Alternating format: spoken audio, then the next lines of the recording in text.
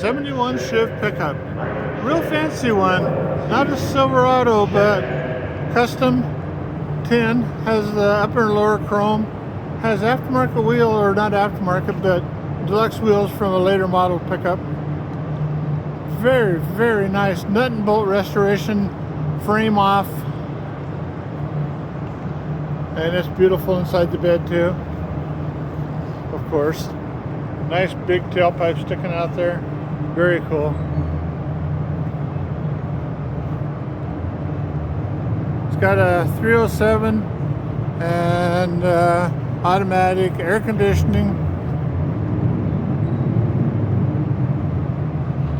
Very, very nice Chev pickup. If you wanted a 71 Chev half-ton pickup, you could hardly go wrong with this. Got an aftermarket stereo in it. Seat, I think, a little better than stock. Automatic there on the column, you can see. Got floor mats in it.